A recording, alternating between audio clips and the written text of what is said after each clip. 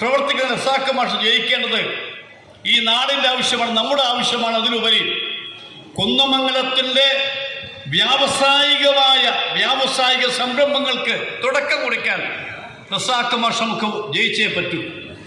അതുപോലെ തന്നെ കണ്ണിപ്പുറം ആശുപത്രി, ഞാൻ പറയട്ടെ, ആ ആശുപത്രി വളരെ കൃത്യമായി പ്രവർത്തിക്കാൻ നമുക്ക് സാധിപ്പിക്കണം. ഇവ ജില്ലാ പഞ്ചായത്തിന്റെ കയ്യിലാണ്. ജില്ലാ പഞ്ചായത്തുമായി കാര്യങ്ങൾ സംസാരിച്ചു കഴിഞ്ഞിരിക്കുന്നു. അപ്പൊ നമുക്കിവിടെ ചെയ്യാൻ എന്തെല്ലാം സാധിക്കും? ചെയ്യാൻ കഴിയാവുന്ന കുന്നമംഗലത്തിന്റെ വികസനത്തിന് വേണ്ടി, കുന്നമംഗലത്തിന്റെ വളർച്ചയ്ക്ക് വേണ്ടി ഏതെല്ലാം കാര്യങ്ങൾ ചെയ്യാൻ സാധിക്കും അത് കൃത്യമായി ജനങ്ങളുടെ മുമ്പിൽ സമർപ്പിച്ചുകൊണ്ട് റസാഖ് മാഷ് ജയിച്ചു കഴിഞ്ഞാൽ കുന്നമംഗലത്തിന്റെ മാറ്റങ്ങളുടെ തുടക്കമായിരിക്കും എന്ന് ബോധ്യപ്പെടുത്താവുന്ന രീതിയിലുള്ള ഒരു മാനിഫെസ്റ്റോ, കുന്നമംഗലത്തിന് മാത്രമുള്ള മാനിഫെസ്റ്റോ നമുക്ക് സമർപ്പിക്കാൻ സാധിക്കണം. അതുകൊണ്ട് ഈ കാര്യങ്ങളിൽ ഇവിടെ പങ്കെടുത്ത ഓരോരാളും സ്വയം സ്ഥാനാർത്ഥികളായി മുന്നോട്ട് വരാനും ഈ തെരഞ്ഞെടുപ്പിൽ നമുക്കൊരു ലക്ഷ്യമുള്ളൂ, UDFനെ തിരിച്ചു കൊണ്ടുവരിക. ആ UDF ഗവൺമെന്റ് ഉണ്ടാക്കാൻ വേണ്ടി കുന്നമംഗലത്ത് നമുക്ക് MLA ഉണ്ടാവുക. ഈ തെരഞ്ഞെടുപ്പ് ഗൗരവമായി കണ്ടില്ലെങ്കിൽ ഞാൻ കൂട്ടത്തൊരു കാര്യം പറയാം, ഇത് ലാസ്റ്റ് ബസ്സാണ്, തെറ്റിദ്ധരിക്കേണ്ട നിങ്ങൾ. ലാസ്റ്റ് ബസ് പോയാൽ പിന്നെ കൈ നീട്ടിയിട്ട് കാര്യമില്ല. അതുകൊണ്ട് എല്ലാവരുടെ മനസ്സിലതുണ്ടാകാൻ നന്നായിരിക്കും എന്ന് മാത്രമേ ഞാൻ പറയുന്നുള്ളൂ. അതുകൊണ്ട് നമ്മുടെ നേതാവ് ശ്രീമാൻ രാഹുൽ ഗാന്ധി ഒരു 3 ആഴ്ച മുമ്പ് തിരുവനന്തപുരത്ത് വന്നപ്പോൾ ശ്രീ VD സതീശൻ നയിച്ച പുതുയുഗ യാത്രയുടെ സമാപന സമ്മേളനത്തിൽ UDF ഗവൺമെന്റ് എന്നാൽ എന്ത് ചെയ്യും എന്ന് വളരെ കൃത്യമായി പറഞ്ഞിട്ടുണ്ട്. കർണാടക ചെയ്ത കാര്യങ്ങൾ, അതുപോലെ തെലങ്കാന ചെയ്ത കാര്യങ്ങൾ, ആ കാര്യങ്ങൾ വെച്ചുകൊണ്ട് ഇവിടെ 5 ഗ്യാരണ്ടികൾ ജനങ്ങൾക്ക് നൽകിയിരിക്കുന്നു. ഇന്ദിരാ ഗ്യാരണ്ടി എന്നാണ് പേര്.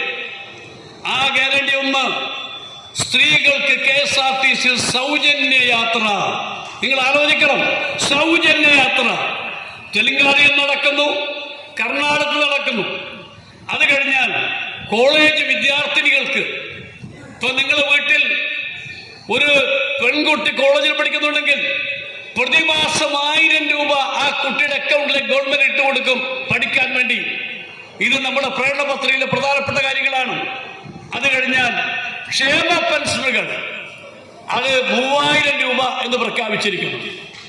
എല്ലാ കുടുംബങ്ങൾക്കും 25 ലക്ഷത്തിന്റെ ആരോഗ്യ ഇൻഷുറൻസ് ഗവൺമെന്റ് ഏർപ്പെടുത്തുന്നവർക്ക് പ്രഖ്യാപിച്ചിരിക്കുന്നു.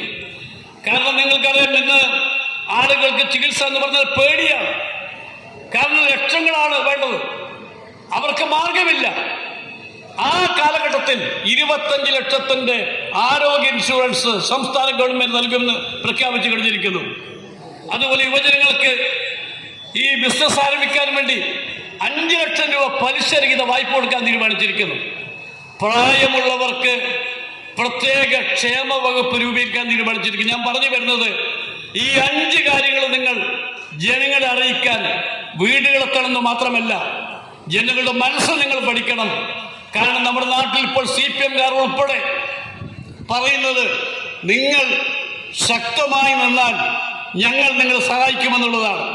ഞാൻ പറഞ്ഞു വരുന്നത്, CPM അണികൾ പോലും നമ്മളെ ജയിപ്പിക്കാൻ തയ്യാറെടുക്കുന്ന കാലഘട്ടമാണ്. അതുകൊണ്ട് ഇത് വളരെ കൃത്യമായി ഈ തെരഞ്ഞെടുപ്പ് പ്രവർത്തനം നടത്താനും നമ്മുടെ സ്ഥാനാർത്ഥി പര്യടന പരിപാടി വൻപിച്ച വിജയമാക്കാൻ എന്ന് പറഞ്ഞാൽ, ഒരു സ്ഥാനാർത്ഥിയുടെ പര്യടന പോയിന്റ് തീരുമാനിച്ചു കഴിഞ്ഞാൽ അവിടെ 2 ദിവസം മുമ്പ് തന്നെ സ്ഥാനാർത്ഥി വരുന്ന സമയവും കാര്യങ്ങളും പറഞ്ഞുകൊണ്ട് ബോർഡ് വെക്കണം, ഡെക്കറേറ്റ് ചെയ്യണം, ഒരു 100 കസേരകൾ ഇടണം, അവിടെ വരുന്ന ആളുകൾക്കും പോകുന്ന ആൾക്കും കാണാൻ സാധിക്കണം, സ്ഥാനാർത്ഥി വരുന്ന ബോധ്യപ്പെടണം. അങ്ങനെ എല്ലാം കൊണ്ടും 100 കണക്കിന് ആളുകൾ പങ്കെടുക്കുന്ന സ്ഥാനാർത്ഥി പര്യടന പരിപാടി 1-ാം റൗണ്ടിൽ നിങ്ങൾ വിജയിപ്പിച്ചാൽ, നിങ്ങൾ എഴുതി വെച്ചോ, ഇവിടെ ഒരു 15,000 വോട്ടുകൾക്ക് റസാഖ് മാഷ് ജയിക്കും, MLA ആകും. അതുകൊണ്ട് ഈ തെരഞ്ഞെടുപ്പ് നിങ്ങൾ ഏറ്റെടുക്കണം എന്ന് മാത്രം പറഞ്ഞുകൊണ്ട് നിങ്ങളുടെ അനുമതിയോടുകൂടി ഈ നിയോജകമണ്ഡലം തെരഞ്ഞെടുപ്പ് കമ്മിറ്റി രൂപീകരണ കൺവെൻഷൻ ഔപചാരികമായി ഉദ്ഘാടനം ചെയ്യുന്നു.